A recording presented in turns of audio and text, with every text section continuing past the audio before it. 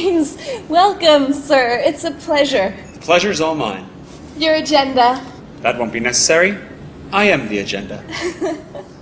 Tell them I've arrived. And then tell them I've arrived. And your name is? Hayek? F.A. Hayek? With an H.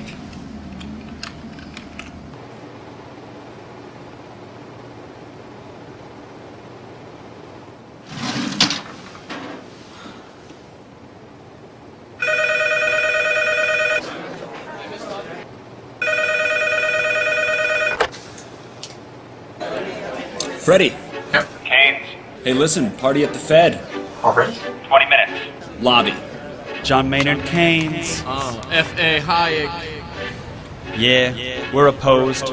We oppose each other philosophically. In the same studio. We've been going back and forth for a century. I want to steer markets. I want them set free. There's a boom and bust cycle and good reason to fear it. Play low interest rates. No, it's the animal spirits. John Maynard Keynes wrote the book on modern macro. The man you need when the economy's off track. Depression, recession, now your question's in session. Have a seat and I'll school you in one simple lesson. Boom, 1929, the big crash. We didn't bounce back, economy's in the trash. Persistent unemployment, the result of sticky wages. Waiting for recovery? That's outrageous. I had a real plan, any fool can understand. The advice real simple, boost aggregate demand. C-I-G, altogether gets to Y. Keep that total growing, watch the economy fly. We've been going back and forth for a century. I want to steer markets. I want them set free. There's a boom and bust cycle and good reason to fear it. Play low interest rates. No, it's the animal spirit. You see, it's all about spending. Hear the register cha-ching.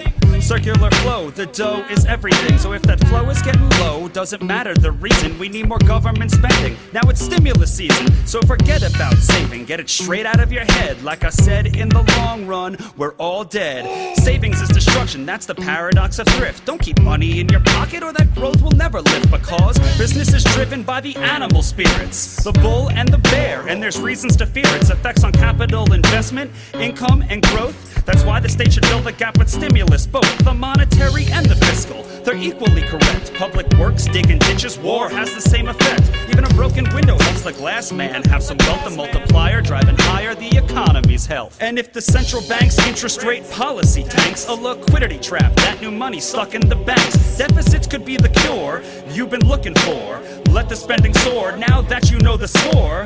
My general theory's made quite an impression. Revolution! I transformed the econ profession. You know me, modesty, still I'm taking a bow. So say it loud and say it proud, we're all Keynesians now. We've been going back and forth for a century. I want to steer markets. I want them set free. There's a boom and bust cycle and good reason to fear it. I've made my case, Freddie H. Listen up, can you hear it? I'll begin in broad strokes, just like my friend Keynes. His theory conceals the mechanics to change. That simple equation, too much aggregation, ignores human action and motivation. Yet it continues as a justification for bailouts, payoffs by poles with machinations. You provide them with cover to sell us a free lunch. Then all that we're left with is debt and a bunch. If you're living high on that cheap credit hog, don't look for a cure from the hair of the dog.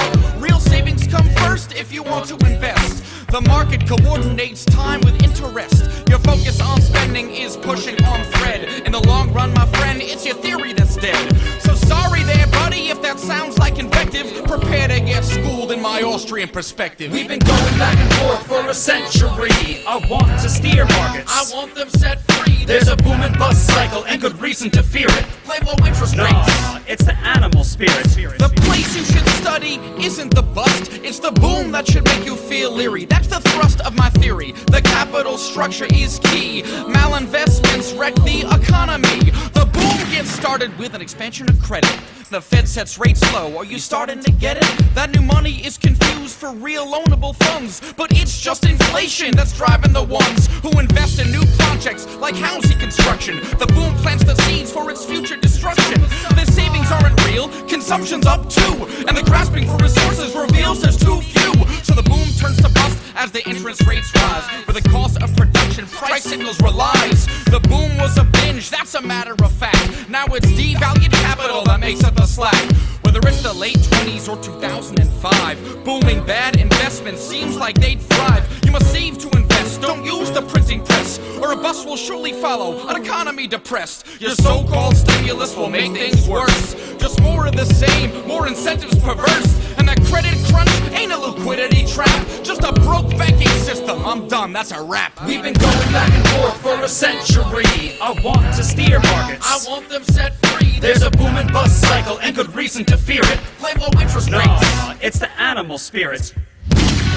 The ideas of economists and political philosophers, both when they are right and when they are wrong, are more powerful than is commonly understood.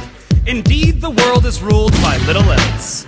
Practical men who believe themselves to be quite exempt from any intellectual influence are usually the slaves of some defunct economist.